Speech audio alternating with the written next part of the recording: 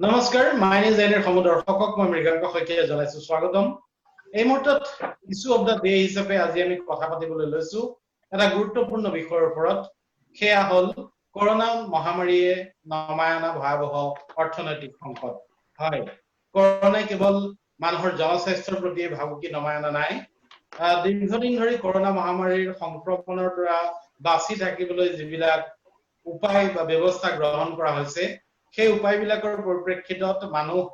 মানুহৰ জীৱন আসলতে নতুন ধৰণে বিপৰ্যস্ত হৈছে সাধাৰণ মানুহে আসলতে এক ভয়াবহ অৰ্থনৈতিক সংকটৰ মাজত সোমাই পৰিছে এই সমূহ বিষয় আলোচনাৰ বাবে আজি আমাৰ সৈতে উপস্থিত আছে বিশিষ্ট অৰ্থনৈতিক বিশেষজ্ঞ ডক্টৰ দেৱজিৎ মহন্ত উপস্থিত আছে প্ৰদেশ কংগ্ৰেছৰ মুখপাত্ৰ তথা অসম পেছাদাৰী কংগ্ৰেছৰ সভাপতি গৌৰৱ চমানী ডাঙৰীয়া আমি দুইকে এই অনুষ্ঠানলৈ স্বাগত জনাইছো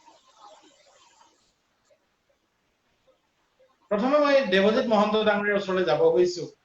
মহন্ত ডাঙৰীয়া আজি আমি অৱগত যে দেশত প্ৰায় 20 লক্ষ লোক কোভিড-19ত আক্ৰান্ত হৈছে আৰু বিগত মাৰ্চ মাহৰ 25 তাৰিখৰ পৰা সমগ্ৰ দেশ লকডাউন বা আনলক ইত্যাদি বিভিন্ন নীতি নিয়মৰ মাজত আছে যদিও চৰকাৰে চেষ্টা কৰিছে যে অৰ্থনৈতিক ব্যৱস্থাটো গতিশীল কৰিব লাগে সেয়া আচলতে যেনে ধৰণে ভাবিছে তেনে ধৰণে হৈ উঠা নাই ঠাই বিশেষে লকডাউন গুৱাহাটীত এতিয়াও আনলক চলি আছে গতিকে এই প্ৰেক্ষাপটত আপুনি সমগ্ৰ যিটো পৰিস্থিতি অৰ্থনৈতিক সংকটৰ এই পৰিস্থিতিটো কিদৰে পৰ্যালোচনা কৰিব দেৱজিৎ মহন্ত ডাঙৰীয়া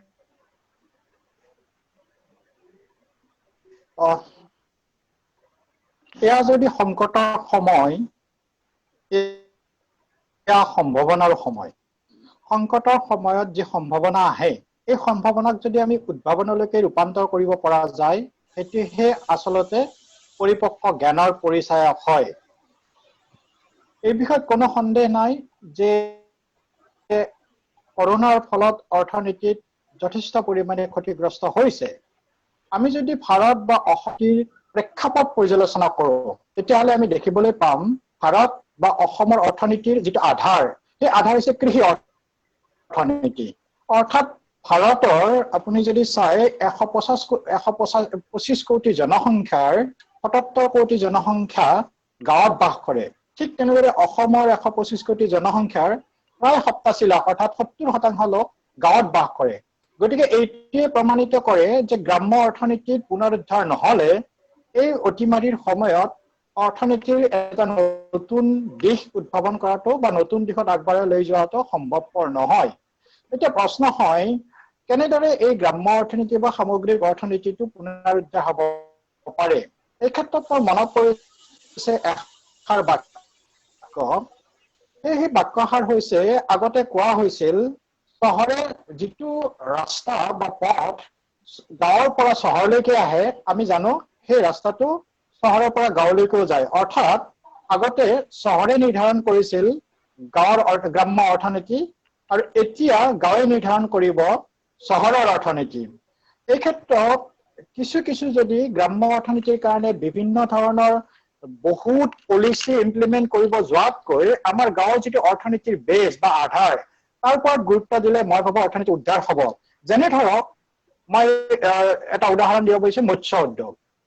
আপুনি যদি চাই যোৱা মাৰ্চ মাহৰ পৰা দক্ষিণ ভাৰতৰ খুব কম মাছ অসমলৈকে আহিছে এতিয়া আমিতো কোনো মাছৰ অভাৱ অনুভৱ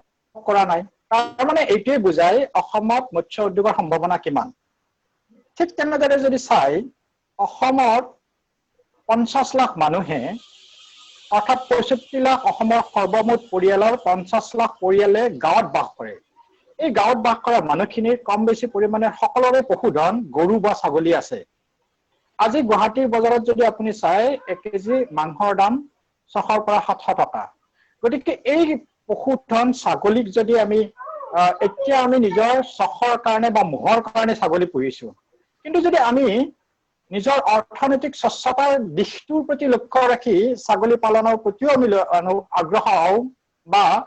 ছাগলী পালনক আমি অৰ্থনৈতিক স্বচ্ছতাৰ অংশ হিচাপে আগবঢ়াই লৈ যাওঁ তেতিয়া আমাৰ অৰ্থনীতি উদ্ধাৰ হ'ব পাৰে এতিয়া মই কৈছো এই দুটা উদ্যোগৰ হয় হয় অৰ্থনীতিত যেনেদৰে সংশয় আহিছে তেনেধৰণে সম্ভাৱনাৰো সৃষ্টি হৈছে আপুনি নিশ্চিতভাৱে কিছু ইতিবাচক কথা তেনেদৰে বিভিন্ন ক্ষেত্ৰত আপুনি চাব পাৰে বস্ত্ৰ উদ্যোগ, বাঁহ উদ্যোগ, শ্বেত বিপ্লৱ বিভিন্ন কেন্দ্ৰত অৱশ্যে এই ক্ষেত্ৰত চৰকাৰ আপোনাৰ হয়তো পৰৱৰ্তী পৰ্যায়ত আমাৰ আলোচনালৈকে আহিব কিছুমান সৰু সৰু চৰকাৰৰ পদক্ষেপে কেনেকৈ অৰ্থনৈতিক পুনৰুদ্ধাৰ কৰিব পাৰে গতিকে এই ক্ষেত্ৰত যেতিয়া আমি পৰৱৰ্তী আলোচনাত আহিম তেতিয়া মই এই ক্ষেত্ৰত হয়তো চৰকাৰৰ কেইটামান দিশৰ আঙুলি দিয়াৰ চেষ্টা কৰিম হয় মই এবাৰ গৌৰৱ চমানী ডাঙৰীয়াৰ ওচৰলৈ যাব খুজিছো চমানী ডাঙৰীয়া শেহতীয়াকে নহয় যোৱা বিগত 5 মাহ সময় ধৰি আমি যি এক পৰিস্থিতিৰ মাজত সোমাই আছো সেই পৰিস্থিতিৰ পৰা ক্ৰমশ আমি যেন অধিক জটিল পৰিস্থিতিৰ মাজত আছো অৰ্থনৈতিকভাৱে বিশেষকৈ আমি সকলোৱে অৰ্থনৈতিকভাৱে বৰ জুৰুলা হৈ পৰিছো এনে পৰিস্থিতিত দেশৰ যি অৰ্থনৈতিক পৰিৱেশ এই সম্পৰ্কে আপোনাৰ ওপেনিং ৰিমাৰ্কস আপোনাৰ পৰা বিচাৰিম So, বৰ্তমান অকল ভাৰতবৰ্ষ বুলি আপুনি ক'লে নহব গোটেই পৃথিৱীতে আমাৰ আৰ্থিক অৱস্থা সঁচাকে ক'বলৈ গ'লে অতি দয়নীয় স্থিতিত আছে it is somehow you can say it is under ventilation and because of this pandemic covid pandemic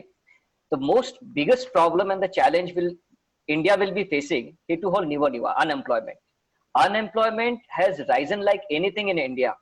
কাৰণ India is an unorganized sector market এটো আমি বুজিব লাগিব it is not a very organized sector economy আপুনি যদি চাব যায় 6.7% on March 15 was the unemployment which has rose to 26% ঠিক আছে and বৰ্তমান যেটো এটা এস্টিমেট আহিছে 14 crore 14 কোটি মানুহে চাকৰি হেৰিবলগীয়া হৈছে এৰাবলগীয়া হৈছে that means they have lost job how many 14 crores so apni eta chinta korok je ji obostha already there was a big burden of unemployment in the country aru a pandemic or karne je iman 14 koti aru eta burden unemployment or ahise gotike this is the biggest burden on the any economy of the country number 1 number 2 apuni jodi data aru ami factual sabole jao 45% of the household across the nation 45% of the across the nation has reported income drop compared to last year mane 45% of the people has dropped income apni jodi jua bosor pa jodi compare kore 45% tar pisot up to 53% of the business in the country has significantly been affected and 53% business has been affected due to COVID-19 so unemployment increasing household has seen a decrease in income and business is affected so this is a big significance which carries the growth of the economy jodi ei obostha jodi ami etu sambhalibo noarile amar obostha aru beya hobo dine dine যেনেকা মঞ্জিত দেৱজিত মহন্ত ডাঙৰীয়া কলে যে সমস্যা থাকিলে সমাধানো ওলাব লাগিব সমাধান আছে নিশ্চয় সমাধান ওলাব অকমান সময় লব এটো অলপ সময় লব but there is a big economic crisis as on today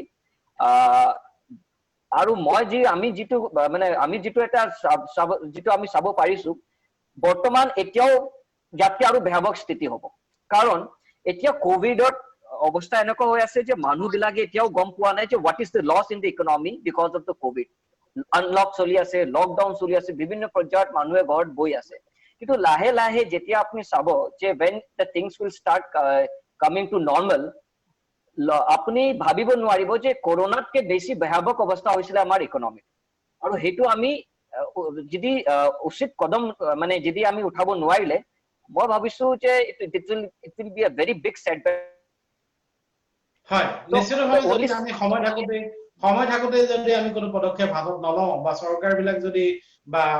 সামগ্ৰিকভাৱে সকলোৱে যদি পদক্ষেপ গ্ৰহণ নকৰে তেতিয়াহলে কিন্তু ভয়াৱহ সংকটৰ আমি সন্মুখীন হ'বলৈ গৈ আছো বা সন্মুখীন আমি ইতিমধ্যে হৈছো লাহে লাহে তাৰ প্ৰভাৱ পৰিলক্ষিত হৈছে মই দেৱজিত মহন্ত ডাঙৰীয়াৰ ওচৰলৈ যাব গৈছো প্ৰথমতে যেতিয়া লকডাউন হ'ল তেতিয়া দেখা গ'ল যে একেবাৰে সমাজৰ যিখিনি দৰিদ্ৰ শ্ৰেণীৰ লোক যি দৰিদ্ৰ সীমাৰেখাৰ তলত বাস কৰে তেওঁলোকৰ ওপৰত প্ৰভাৱ পৰা পৰিলক্ষিত হ'ল আৰু তেওঁলোকৰ দুবেলা দুসাজৰ সমস্যা দেখা দিলে লাহে লাহে এতিয়া দেখিছো যে আমাৰ যিখন মধ্যবিত্ত নিম্ন মধ্যবিত্ত যিসকল লোক সেই সকলৰ ওপৰত এই কৰোনাৰ মহামাৰীৰ যি লকডাউন আনলকডাউন এইবিলাকৰ প্ৰভাৱ পৰা পৰিলক্ষিত হৈছে আৰু লাহে লাহে আমি দেখিছো যে সাধাৰণ মানুহৰ যি নিম্নবিত্ত শ্ৰেণীৰ মানুহৰ জীৱন জীৱিকাৰ সমস্যা ডাঙৰ হৈ আহিছে এই ক্ষেত্ৰত আপুনি ছবিখন কি বুলি ভাবে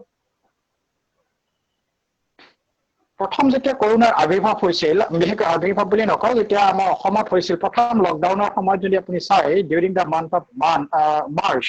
তেতিয়া আমাৰ কাৰণে আমি প্ৰতিজন মানুহে এখন যুদ্ধৰে সৈনিক আছিলো। সেইটো হৈছে আমি কৰোনা সংক্ৰমণ ৰোধ কৰিব লাগে। এতিয়া লাহে লাহে যেতিয়া দিন গৈ আছে, মাৰ্চ, এপ্ৰিল, মে, জুন, আজি কিন্তু আমি একেজন মানুহে দুখন যুদ্ধৰ সৈনিক। প্ৰথম হৈছে আমি কৰোনা সংক্ৰমণ ৰোধ কৰিব লাগিব, নিজৰ দেহা ৰোধ, আৰু দ্বিতীয়খন যুদ্ধ হৈছে একেজন মানুহৰ কাৰণে নিজৰ দেহাক লৈ ৰক্ষা কৰিব লগা হৈছে, অৰ্থাৎ নিজৰ অৰ্থনৈতিক স্বচ্ছতা কেনেকৈ বজাই ৰাখিব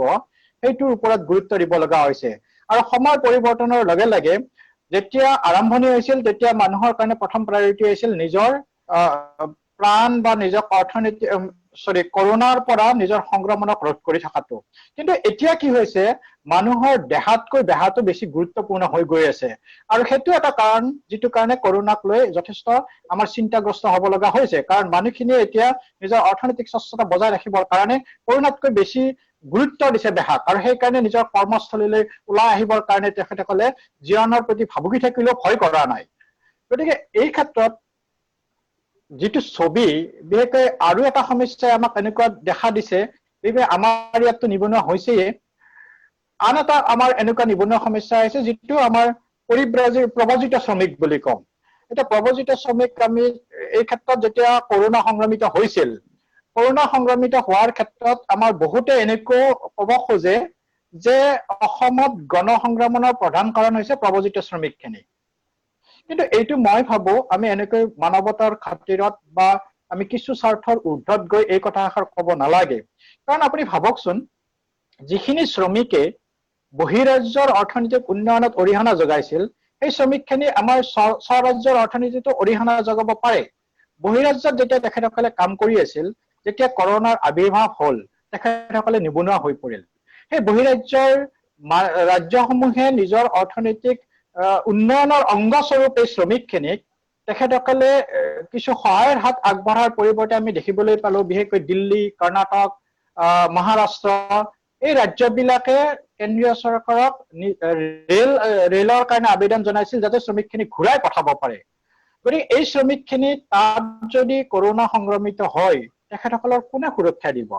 এই ক্ষেত্ৰত মই ভাবো বিশেষকৈ আমাৰ যিখিনি নিবনুৱা সমস্যাৰ আপুনি কথা কৈছে, এই নিবনুৱা সমস্যা আৰু প্ৰব্ৰজিত শ্ৰমিকখিনিৰ সমস্যা সমাধানৰ ক্ষেত্ৰত আমি কিছু কিছু এনেধৰণৰ পদক্ষেপৰ হয়তো চৰকাৰ বা আমি সকলোৱে চিন্তা কৰা উচিত। প্ৰথম, এতিয়া প্ৰব্ৰজিত শ্ৰমিকৰ কোনো এক তথ্য আমাৰ হাতত নাই। গতিকে প্ৰত্যেকখন জিলাৰ উপায়ুক্তৰ অধীনত যদি পঞ্চায়ত শ্ৰম আৰু পঞ্চায়ত মন্ত্ৰালয়ে এক জৰীপ কৰে, আৰু সেই জৰীপৰ সময়তে যিখিনি প্ৰব্ৰজিত শ্ৰমিক ঘূৰি আহিছে তেখেতসকলক 100 দিনৰ কাৰণে কামৰ নিশ্চয়তা দি এখন জব কাৰ্ড দিয়ক।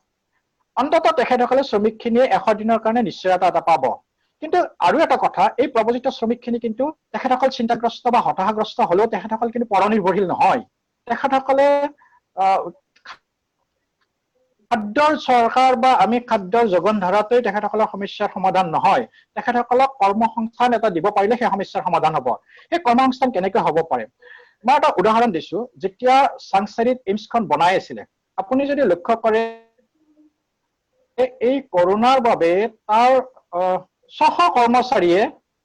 সেই কামৰ পৰা ওলাই গুচি গৈছে, বিভিন্ন ৰাজ্যৰ পৰা অহা প্ৰব্ৰজিত শ্ৰমিকখিনি। তাৰ যিখিনি উদ্যোক্তাসকলক মই ধন্যবাদ জনাইছো, তেখেতসকলে থলুৱা শ্ৰমিকক তাত সংস্থাপন দি সেই কামটো চলাই লৈ গৈ আছে। ঠিক তেনেদৰে আমাৰ যদি উদ্যোগ মন্ত্ৰীয়ে এটা এনেকুৱা এটা ইনিচিয়েটিভ লয়, আমাৰ যিখিনি নিবনুৱা ইমিডিয়েটলি নিবনুৱা হৈছে, যিহেতু এতিয়া লাহে লাহে লকডাউনটো খোলা দিছে, গতিকে আমাৰ আটাইতকৈ বেছি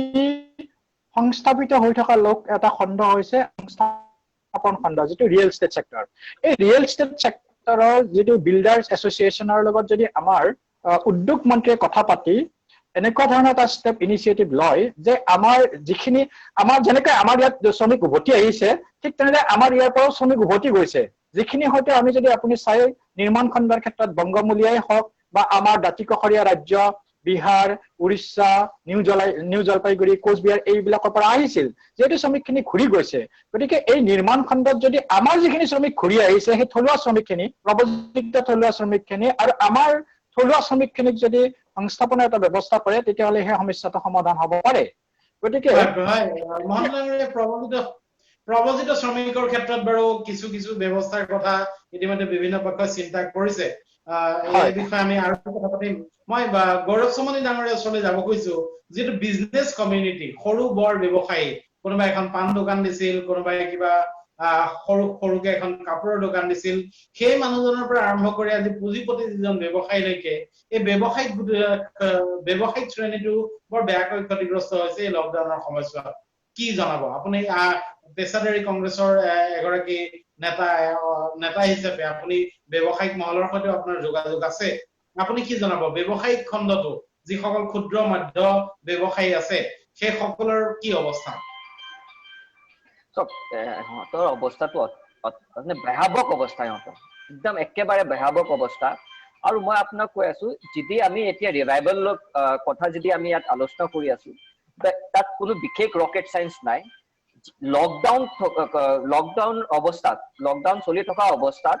আমি ইকনমি ৰিভাইভেলৰ কথা পাতিব নোৱাৰিম there is no rocket science একফালে আপুনি যদি লকডাউন কৰি থাকিব আৰু নেক্সট আমি ইয়াত যদি আলোচনা কৰি আছো economy revival that is next to impossible economy can only be revived once the country is open apni markets open koribo lagibo ultimately cash ahibo lagibo cash in and out he flow to jetia loke economic system ot nahe apni economy revive koribo nware that is the simple rocket science at kono big rocket science nai ekoya apni chinta korok jetia first 21 days or jitu lockdown hoisile can you imagine what was the per day loss of the country in the economy 32000 crore মানে আপনি ভাবিব নোৱাৰে 32000 কোটি টকাৰ per day economy loss আছিল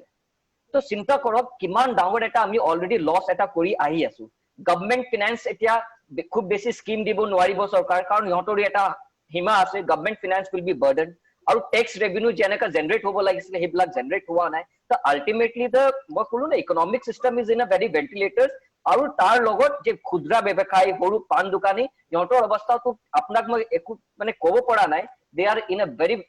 critical situation আৰু ইয়াৰ এটা আমি যেটো এতিয়া ভাবি আছো the only way to revive the economy is to get back into the normalcy আমি লকডাউন তো এতিয়া লাহে লাহে এটা হেক কৰিব লাগিব আমি আৰু খুব বেছি দিন লকডাউন লৈ প্লাই যদি আমি ইকনমিকটো ভাল কৰিব খুজি আছো this is next to impossible এটো সমাধান নহব আৰু আপুনি চাব জিএস ৰোড অৱস্থা হওক জু ৰোড অৱস্থা হওক যিমান ডাঙৰ শ্বৰুম আছে সৰু দোকান বিলাক আছে almost they have stopped giving the rent since from the month of April ডাঙৰ company future group hawk Guwahati central mall hawk apnak moi iman ডাঙৰ company Guwahati ase already they are surrendered not etia sab supla loi jabole aju ase so this shows that it has affected everyone whether it is small whether it is medium whether it is large apni protective project it has affected and it has affected very drastically it has affected আৰু এই lockdown তো যিমান দিন চলি থাকিব লাহে আমি আৰু সিঙ্ক কৰি থাকিম গতিকে the only one way out what I personally feel is to open up the markets we have to open up the market এতিয়া অসমত দেখা গৈছে গুৱাহাটীত এতিয়া দেখা গৈছে যে ৰাস্তাৰ এটা কাখে খুলি দিছে এটা কাখে বন্ধ এনেকুৱা ধৰণৰ ব্যৱস্থা কিন্তু আপুনি বিজনেস কমিউনিটিটো কিবা ৰিলিফ দিব পাৰিছে বুলি আপুনি ভাবেনে আজি এখন দোকান খুলিলো পৰহিলে আকৌ এখন দোকান খুলিলো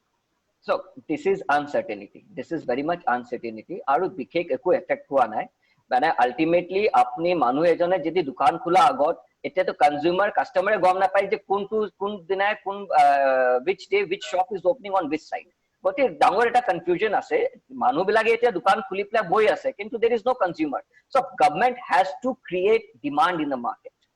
Government has to generate cash in the market. Until and unless there is a demand in the market মানুহে কেনেকা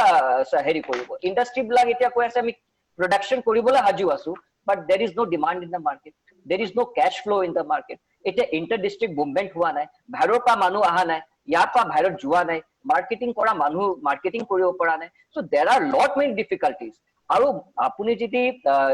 মাইগ্ৰেন্ট লেবাৰ্স কথা কয় আপুনি যদি ফাৰ্মাৰ্স বিলাকৰ কথা কয় ইহঁতৰ অৱস্থা আৰু বেয়া এতিয়া সব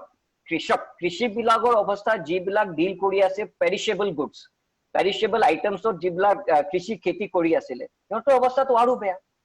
ইমানে ভয়াৱহ অৱস্থা হৈছে আপুনি ভাবিব নোৱাৰে গতিকে আপুনি এই মাৰ্কেটটো কেনেকা ওপেন আপ কৰিব পাৰে সেইটো চিন্তাধাৰা আমি আনিব লাগিব অতি সোনকালে আমি মাৰ্কেট ওপেন কৰিব লাগিব নহলে we cannot revive the economy there is no rocket science কোনো ইয়াত কোনো দৰব নাই যে দৰব দিয়া লগে লগে ইকোনমি ৰিভাইভ হ'ব there is no rocket science আপুনি মাৰ্কেট ওপেন কৰিব লাগিব হয় দেৱজিৎ মহন্ত ডাঙৰীয়া মই আপোনাৰ ওচৰলৈ যাব খুজিছো একেটা প্ৰশ্ন লৈ যে ব্যৱসায়িক খণ্ডটো বৰ বেয়াকৈ ক্ষতিগ্ৰস্ত হৈছে এটা ভৱিষ্যতলৈ আমি কি কৰিম সেয়া সময়ে নিৰূপণ কৰিব কাৰণ আজিৰ তাৰিখত দেশত আক্ৰান্তৰ সংখ্যাই ৰেকৰ্ড অভিলেখ সৃষ্টি কৰিছে গতিকে এনেকুৱা সময়ত কৰোনা সমান্তৰালভাৱে বাঢ়ি গৈ আছে বিজনেছ কমিউনিটিটোৰ ব্যৱসায় বাণিজ্য বন্ধ হৈ আছে সাধাৰণ মানুহৰ হাতত টকা পইচা নাই সাধাৰণ মানুহে খৰচ কমাই আনিবলৈ বাধ্য হৈছে প্ৰয়োজনীয় অতি প্ৰয়োজনীয় যিবিলাক বস্তু সেইবিলাকৰ মূল্য বৃদ্ধি পাইছে এই পৰিস্থিতিত বজাৰ আকৌ ৰিভাইভ কৰিব বুলি আপুনি ভাবেনে আপুনি আপোনাৰ মন্তব্যটো আশা কৰে হয় এই বিষয়ে সন্দেহ নাই যে সময়ৰ লগতে আমি কৰোনাৰ লগত সহবাস কৰাৰ কাৰণে নিজকে অভ্যস্ত কৰিব লাগিব কাৰণ কোনো এনেকুৱাকৈ সাৰ্টেনিটি বা নিশ্চয়তা দিব নোৱাৰে যে এমাহ বা দুমাহৰ পিছত কৰোনাটো নাইকিয়া হ'ব গতিকে সময়ৰ লগত খোজ মিলাবলৈ হলে আমি নিজকে মানসিকভাৱে প্ৰস্তুত কৰিব লাগিব যে আমি কৰোনাৰ লগত সহবাস কৰিবই লাগিব প্ৰথম দ্বিতীয় যেটা আপুনি প্ৰশ্ন উঠিছে তাৰ উত্তৰত মই কম এতিয়া মানুহৰ ক্ৰয় ক্ষমতা যথেষ্ট পৰিমাণে হ্ৰাস হৈছে ক্ৰয় ক্ষমতা হ্ৰাস হোৱাৰ দুটা কথা হয় এটা হয় মোৰ যিখিনি ধন আছে মই একদম অতি প্ৰয়োজনীয় সামগ্ৰীৰ কাৰণেহে কিনাৰ কাৰণে এইখিনি মজুত কৰি ৰাখিম এই যদি মানুহৰ মাজত ক্ৰয় ক্ষমতা বৃদ্ধি কৰিব লগা হয় যিহেতু মোৰ উপযুক্ত বক্তাগৰাকীয়ে কৈছিলে যে কৃষকৰ বা গাঁৱৰ অৰ্থনীতিৰ ফালে যদি আমি ঘূৰি যাওঁ তেখেতসকলৰতো আৰু অৱস্থা বেয়া এতিয়া যেতিয়া লকডাউন দিয়া হৈছিল যেটা সামগ্ৰিকভাৱে এতিয়া লকডাউনটো উঠাই লোৱা হ'ব গতিকে হয়তো এই বিষয়টোৰ প্ৰয়োজনীয় নহব কিন্তু লকডাউনৰ সময়তো এনেকুৱা এটা চিন্তা কৰিব পৰা গ'লহেঁতেন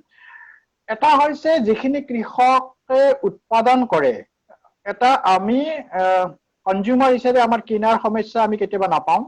আৰু তাতকৈ ডাঙৰ সমস্যা হয় যিখিনি উৎপাদন কৰে কৃষকে তেখেতসকলৰ কাৰণে বিক্ৰীৰ কাৰণে বজাৰৰ অভাৱ হৈছে গতিকে এই যদি অঞ্চলবিলাকক কৃষি প্ৰধান অঞ্চলবিলাকত অসমৰ বিশেষকৈ যেনেকৈ বৰপেটা খাৰুপেটীয়া শিঙিমাৰী নগাঁও মৰিগাঁও তিতাবৰ এই অঞ্চলবিলাকত যদি অস্থায়ী মজুত ঘৰ সাজি চৰকাৰে ব্যক্তিগত খণ্ডৰ সহযোগত তাৰ পৰা সামগ্ৰীখিনি কিনি এটা বিক্ৰী কৰাৰ ব্যৱস্থা কৰে তেতিয়াও সামগ্ৰিকভাৱে হস্তমেধিভাৱে এটা ক্ৰয় ক্ষমতা বৃদ্ধিৰ এটা ব্যৱস্থা পদক্ষেপ হ'ব বুলি মই ভাবো এতিয়া যদি আপুনি চাই যেটো আমাৰ লকডাউনৰ কথা কৈছে লকডাউনটোৰ ক্ষেত্ৰত যদি আমি চাই যেনেকৈ লকডাউনে আমাক ব্যৱসায়িক মহলক ঋণগ্ৰস্ত কৰিছে ঋণাত্মকভাৱে প্ৰভাৱিত কৰিছে ঠিক একেদৰে কিন্তু যিকোনো ভাৰতৰ যিকোনো ৰাজ্যৰ ক্ষেত্ৰতো যদি চাই যিকোনো ৰাজ্যকো ঋণাত্মকভাৱে প্ৰভাৱিত কৰিছে কাৰণ যেতিয়া বজাৰ এখন নুখুলিব যেতিয়া মানুহে গাড়ী নচলাব তেতিয়া চৰকাৰো ৰাজহ নাপায় চৰকাৰো কৰ নাপায় গতিকে এই ব্যৱস্থাটো খোলাৰ লগে লগে এতিয়া হয়তো প্ৰথম অৱস্থাত এনেকুৱাকে গুৰুত্ব দিয়া হৈছে মানুহৰ দেহাৰ ওপৰত মানে জীয়াই থকাৰ ওপৰত বা মানুহৰ সংক্ৰমণৰ পৰা ৰোধ কৰাৰ ওপৰত বেছি গুৰুত্ব দিয়া হৈছে কাৰণ মানুহ যদি জীয়াই থাকে বা স্বাস্থ্যৱান হৈ থাকে তেতিয়াহে দেহাৰ চিন্তা কৰিব পাৰিব কিন্তু যেতিয়া এতিয়া আমি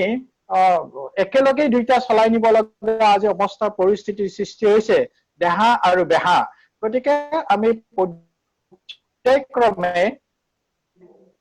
মই ভাবো এতিয়া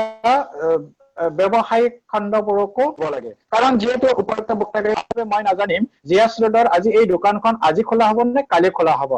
গতিকে আমি সাৱধানতা লৈ বিশেষকৈ যিখিনি আমাৰ কনজিউমাৰ আছে তেখেতসকলেও সাৱধানতাৰ যিখিনি চৰকাৰে নীতি নিয়ম বা স্বাস্থ্য মন্ত্ৰালয়ে বান্ধি দিছে সেই স্বাস্থ্য মন্ত্ৰালয়ৰ নীতি নিয়মখিনি আমি পালন কৰি ব্যৱসায়িক মহলৰ লগতে সকলো ধৰণৰ বেপাৰ বাণিজ্যৰ পৰিসৰ খোলা দিলে লাহে লাহে হয়তো স্বাভাৱিক অৱস্থালৈকে আহিব কিন্তু এনেকুৱা পৰিৱেশ এনেকুৱা নহয় যে পৃথিৱীত এইবাৰেই প্ৰথম হৈছে আগতে এনে ধৰণৰ বহু কেইবাৰ অৰ্থনৈতিক সংকটৰ সৃষ্টি হৈছিল মহামাৰী বা অতিমাত্ৰাতে যদি চাই 1930 চনত এনেকুৱা ধৰণৰ এটা অৱস্থাৰ সৃষ্টি হৈছিল তাৰ পৰাও কিন্তু উদ্ধাৰ হৈছে ঠিক তেনেদৰে যদি অৰ্থনৈতিক সংকটৰ চাই আপুনি 2008 চনতো কিন্তু লেহমান ব্ৰাদাৰ্ছ কলিত হোৱাৰ পিছত সামগ্ৰিকভাৱে বজাৰ ব্যৱস্থাত এনেকুৱা এটা ঋণাত্মক প্ৰভাৱ পৰিছিলে গতিকে এনেকুৱা ধৰণৰ সমস্যা যেতিয়া এটা গতি থাকে গতিৰ লগত এটা এনেকুৱা ধৰণৰ সমস্যাবিলাক আহি থাকে কিন্তু তাৰ মানে এইটো নহয় যে তাৰ পৰা আমি উদ্ধাৰ হ'ব নোৱাৰিম বিশেষকৈ মই বিশ্বাসী আমি হয়তো it is a matter of time কিছুদিন সময় ল'ব কিন্তু আমি এই অৱস্থাৰ পৰা এই সংকটৰ পৰাও পুনৰ উভতি আহিব পাৰিম তাৰে কাৰণে খালি আমি মোৰ সকলোকে অনুৰোধ স্বাস্থ্য মন্ত্ৰালয়ে বান্ধি দিয়া নিয়মখিনি মানি যাতে আমি সকলো ধৰণৰ বেপাৰ বাণিজ্যৰ নিজৰ লগতে পৰিয়ালৰ সকলো কাৰুকাৰ্যক আমি হয় দেৱজিৎ আপুনি আমি আশাবাদী যে এই যে বিপৰ্যয় চলি আছে এই বিপৰ্যয়ৰ পৰা কিবা নহয় কিবা প্ৰকাৰে মানৱ জাতিয়ে উদ্ধাৰ পাব এই সামগ্ৰিকভাৱে অৰ্থনীতি হওক কৰোনাৰ মহামাৰী হওক স্বাস্থ্যজনিত দিশেৰে হওক আমি উদ্ধাৰ পাবই লাগিব তাৰ কোনো বিকল্প নাই মই গৌৰৱ সুমনি ডাঙৰীয়া আপোনাৰ ওচৰলৈ আহিছো এটা ৰাজনৈতিক প্ৰশ্ন এই অৰ্থনৈতিক যি সংকট মানুহৰ যি দুৰাৱস্থা মানুহৰ যি দুৰ্যোগ এই দুৰ্যোগ নিৰাময়ৰ বাবে চৰকাৰে লাখ লাখ কোটি টকাৰ পেকেজ ঘোষণা কৰিছে কিন্তু কাৰ্যক্ষেত্ৰত আমি এই পেকেজ বিলাকে সৰ্বসাধাৰণক কমন পিপলক বিশেষভাৱে প্ৰভাৱিত কৰা বুলি আমি ধৰিব নোৱাৰো তেওঁলোকৰ জীৱনৰ কোনো পৰিৱৰ্তন তেওঁলোকৰ সংকটৰ সময়ত কিন্তু বিশেষ কিবা সহায় হোৱা বুলি এতিয়ালৈকে ধৰিব পৰা নাই কাৰোবাক ইএমআই ৰেহাই দিছে কিন্তু ইএমআই ৰেহাই নহয় তাৰ সুদ সমেত সুদ সহিত আচলতে ঘূৰাই দিব লাগিব আৰু সেই সুদৰ হিচাপ হ'ব মূলধনৰ ওপৰত সম্পূৰ্ণ ঋণৰ ওপৰত ইএমআই যদি কথা কয় ইএমআইৰ ক্ষেত্ৰতে হওক বা আন কিবা ক্ষেত্ৰতো হওক নিম্ন মধ্যবিত্ত বা মধ্যবিত্ত লোকসকলে কিন্তু এই চৰকাৰী পেকেজৰ পৰা একো সুবিধা পোৱা নাই গতিকে চৰকাৰৰ যিখিনি পদক্ষেপ ৰাইজক সকাহ দিয়াৰ তাৰ পৰা কিবা লাভালাভ হৈছে বুলি আপুনি ভাবেনে আপুনি কি ক'ব অকমান আগত মই প্ৰশ্ন কৰিছিলে যে ক্ষুদ্ৰ ব্যৱসায় হওক বা সৰু পাণ দোকান হওক বা তেনেকুৱা নিম্ন স্তৰৰ ব্যৱসায়ীসকলৰ কি ইয়াত অসুবিধা হৈছে মই আপোনালোকক আগত বিভিন্ন মঞ্চত মই কৈছো মোক 5 জন মানুহ এনেকুৱা দেখাই দিয়ক যে যিটো কেন্দ্ৰীয় চৰকাৰে যিটো ঘোষণা কৰিলে যে 20 লাখ কোটি টকা যিটো এটা পেকেজ ঘোষণা কৰিলে তাৰ 5 জন মানুহ মোক দেখাই দিয়ক যে who has been directly benefited from that announcement 5 জন মানুহ মোক অসমত দেখাই দিয়ক concept ultimately these are big announcements মই আমি কৈছিলো যে আপোনালোকে যেটো মৰেটৰিয়াম আনাউন্স কৰিছে 3 মাহ তাত এটলিষ্ট আপোনালোকে as a relief interest rebate দিব লাগিছিল ইন্টাৰেষ্ট আপোনালোকে মাফ কৰিব লাগিছিল আমি কৈছিলো যে ইন্ডাষ্ট্ৰিবোৰ ইমান মাহ চলা নাই তাত অলৰেডি দে হেড ওভাৰহেড এক্সপেন্সেস খুব ডাঙৰ এটা আছিল ৰেভিনিউ একেবাৰে আহা নাই আপোনালোকে এটলিষ্ট ট্ৰান্সফৰ্মাৰ কষ্ট ইলেক্ট্ৰিচিটি যেটো ফিক্সড কষ্ট হেবিলাক আপোনালোকে মাফ কৰি দিয়ক অলপ এটা ৰিলিফ দিয়ক demand আমি আপোনালোকে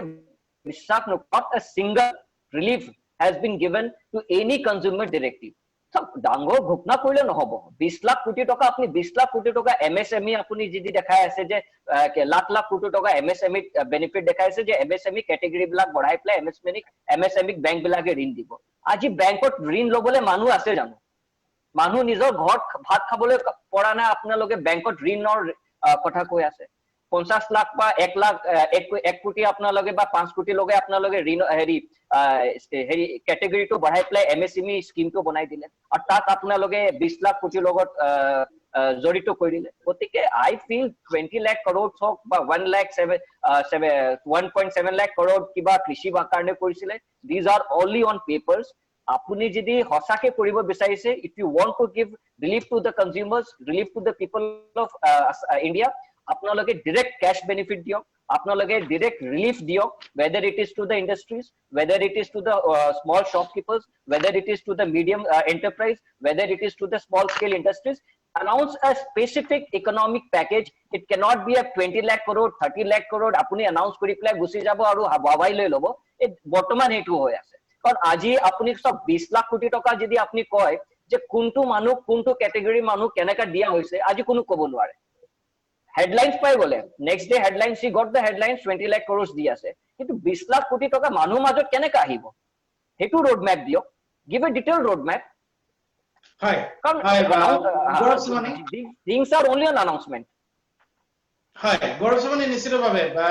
আপুনি বৰ যুক্তিপূৰ্ণভাৱে কথাকিটা উত্থাপন কৰিছে যে ডাইৰেক্টলি আচলতে মানুহৰ সাধাৰণ মানুহৰ কি লাভালাভ হ'ল আমি দেখা পোৱা নাই দেৱজিৎ মহন্ত এই সম্পৰ্কে আপুনি কি ভাবে চৰকাৰে যিখিনি অৰ্থনৈতিক পেকেজৰ কথা ঘোষণা কৰিলে কৰোনা মহামাৰীৰ পৰিপ্ৰেক্ষিতত এইবিলাক আচলতে প্ৰকৃততে ফলপ্ৰসূ হৈছে নে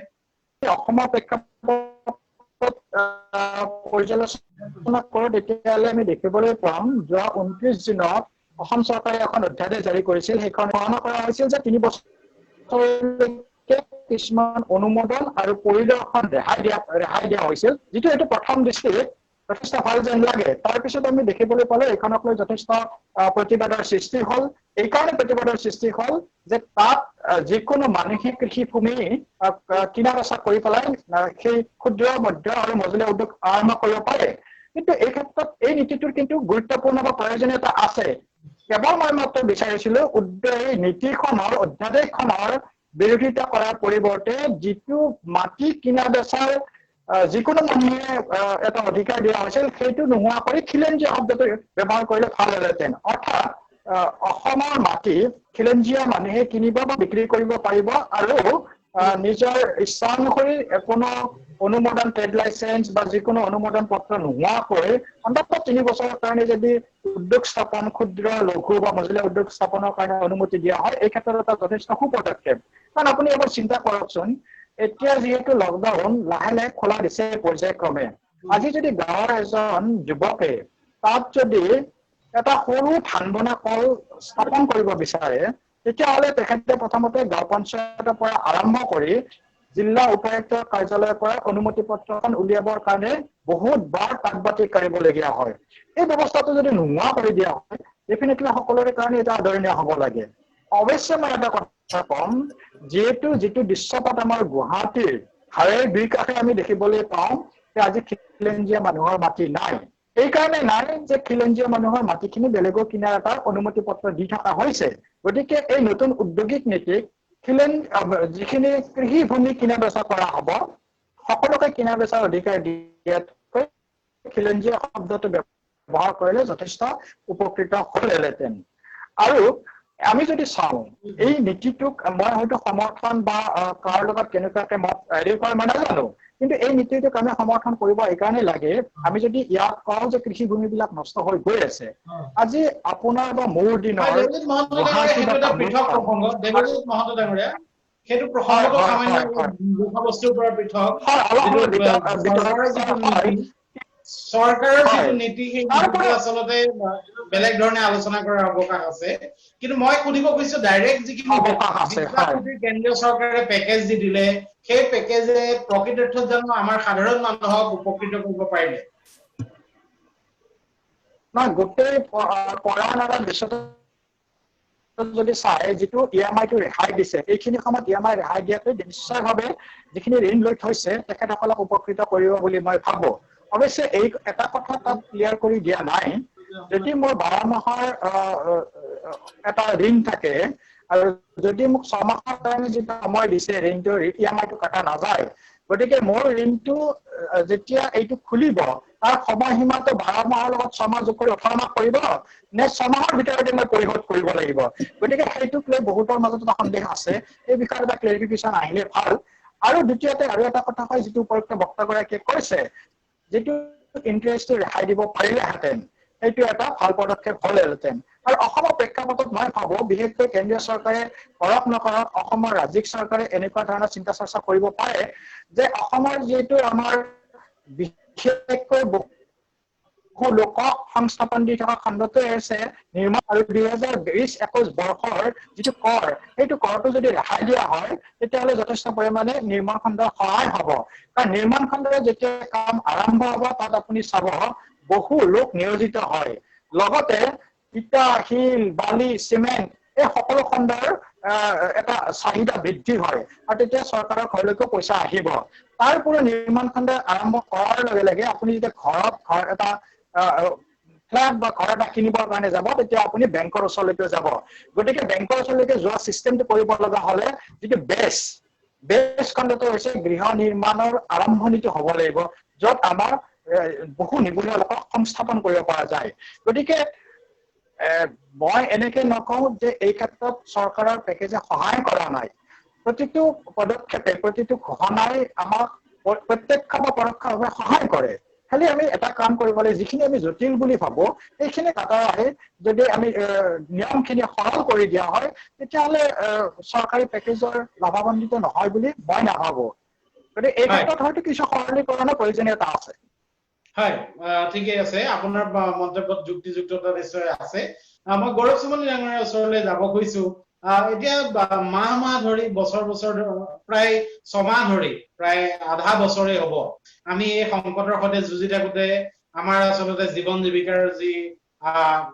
ক্ষতি হৈছে, জীৱন জীৱিকাৰ প্ৰতি যি ভাবুকি নামি আহিছে, এই ভাবুকিৰ পৰা আপুনি উদ্ধাৰ হ'বৰ বাবে আপুনি কিমান দিন লাগিব, কেনেকুৱা ধৰণৰ এটা ৰোডমেপ হোৱা উচিত? So what is the economic experts in the country say যে বৰ্তমান যেটো অৱস্থা চলি আছে, it all depends when we are getting the vaccine, number 1. আৰু ভ্যাকসিন যেটি যিমান দেৰি হৈ থাকিব অৱস্থাটো আৰু লাহে লাহে বেয়া হ'ব। কিন্তু তথাপিও it is expected the vaccine will be here by the year end 2020 December বা January 2021. So as per the economic experts of the country, it will take more than 1.5 years, that is almost around 1.5 years to 2 years to return back to normalcy, return back to economic running of the in a phased manner and in a smooth running of the economic conditions of the country. But আমি এটা বৰ্তমান হেতু চাব লাগিব যে এই 1 বছৰ 2 বছৰ ভিতৰত 1 বছৰ 2 বছৰ government has to work more on implementation than on big announcements. মানে খুব ডাঙৰ ঘোষণা কৰা গুৰুত্ব নিদি পেলাই যদি আমি implementation on the ground যদি আমি working কৰো, তেতিয়া মই ভাবো it will be more effective rather than getting news headlines in newspaper for the big announcements. আপনি সব অসমৰ প্ৰেক্ষাপটত আপনি যদি চাই, অসমত আমাৰ উদ্যোগ মন্ত্ৰী আজিলৈকে যিমান প্ৰেছ কনফাৰেন্স কৰিছে, he has always given a press conference on announcements. আজি মোটামুটি 5 বছৰ শেষ হ'বলৈ হৈছে, আজিলৈকে এটা press meet he has not done on any implementation of the industrial policy. That speaks volume that we are only working on announcements and getting the news rather than we are hardly working on the proper implementation on the field. যেতিয়ালৈকে বস্তুটো আপনি implement কৰিব পৰ্যায়ত নাহে, এই announcement কৰি লাভ নহব. There is no point announcing big things and announcing and getting the headlines. So we need to work on the field. The government structure, the government administration, the government mechanism has to see that whatever they are announcing, jibla ghotna kori hoi ase, ebla field out implementation phase by phase hobo lagibo. Nohole ami khub akha dekha nai je will have a very big economic change in a very short span of time in context to Assam. That is what I want to place. Hi, মই এবাৰ সামৰিব খুজিছো অনুষ্ঠান। আচলতে মই দেৱজিৎ মহন্ত আপোনাৰ ওচৰলৈ যাব খুজিছো। এই যে পৰিস্থিতি, এই পৰিস্থিতিৰ পৰা আমি কেতিয়া মুক্ত হ'ব পাৰিম, আপুনি কি ভাবে? এই পৰিস্থিতিৰ পৰা মই আগতে প্ৰথম মোৰ ৰিমাৰ্কছতে কৈছিলো, সংকট যদি সম্ভাৱনা আছে, গতিকে সম্ভাৱনাৰ উদ্ভাৱন হ'বই। মই কৈছোৱে পৃথিৱীত এইটোৱে প্ৰথমবাৰ এনেকুৱা ধৰণৰ সংকট অহা নাই। ইয়াৰ আগতে বহুতবাৰ এনে ধৰণৰ অৰ্থনৈতিক বা মহামাৰী সংকটো আবিৰ্ভাৱ হৈছে আৰু বহুতবাৰ হৈছে, আৰু এই ক্ষেত্ৰত প্ৰত্যেকবাৰে মানৱ জাতিয়ে এই সংকটৰ পৰা মুক্ত হৈছে। খালি এই সময়ত আমি ধৈৰ্য সহকাৰে এক প্ৰণালীবদ্ধ প্ৰচেষ্টাৰ জৰিয়তে আগুৱাই গলে আমি ইয়াৰ পৰাও এই সংকটৰ পৰা উদ্ধাৰ নোপোৱাৰ মই ভাবো কোনো কাৰণ থাকিব নোৱাৰে। তাৰ কাৰণে অৱশ্যে আমাক সময় লাগিব, আমাক ধৈৰ্য লাগিব, বহুত এক প্ৰণালীবদ্ধ প্ৰচেষ্টা লাগিব। এই প্ৰচেষ্টা চৰকাৰ, কেন্দ্ৰীয়, ৰাজ্য আৰু আমি সকলোৱে মিলি কৰিব লাগিব। আৰু যেতিয়া আমি সকলোৱে মিলি আমি যেতিয়া মইৰ পৰা আৰম্ভ হ'ব, জেনেৰেলি আমি সদায় চিন্তা কৰো আমাৰ, আমি, মই। কিন্তু যদি এতিয়া সময় হৈছে মই, আমি, আমাৰ, মই নিজৰ অৰ্থনীতিৰ স্বচ্ছতা বজাই ৰখাৰ কাৰণে মই যেতিয়া চিন্তা কৰিম, মোৰ লগত আমি, আমাৰ পৰিয়ালটো হ'ব, আমি পৰা গৈ আমাৰ সমাজখন হ'ব। গতিকে এনেধৰণৰ এই প্ৰণালীবদ্ধ প্ৰচেষ্টাৰ জৰিয়তে মই নিশ্চিত যে আমি এনেধৰণৰ সংকটৰ পৰা ধন্যবাদ জানাইছো দেৱজিৎ মহন্ত, ধন্যবাদ জানাইছো গৌৰৱ সোমানী ডাঙৰীয়া, আমাক এইখিনি সময় দিলে আৰু আপোনালোকৰ বহুমূলীয়া মন্তব্যৰ বাবে ধন্যবাদ। সামৰিব খুজিছো এই বিশেষ অনুষ্ঠান। আমি আশা কৰিম যে এই ভয়াৱহ যি মহামাৰী, এই কৰোনাৰ যি ভয়াৱহতা, এই ভয়াৱহতা আৰু বেছি দিন নাথাকে। ভেকচিন ওলাব, চিটা প্ৰতিষেধক ওলাব, আৰু আমি যি এক আমাৰ চাৰিওফালে সামাজিক জীৱনত, অৰ্থনৈতিক জীৱনত, আমাৰ ব্যক্তিগত জীৱনত নামি অহা যি অমানিশা, এই অমানিশা আঁতৰি এদিন পোহৰ হ'ব। আমি সকলোৱে আশা কৰো এই সংকট অচিৰেই আঁতৰি যাব।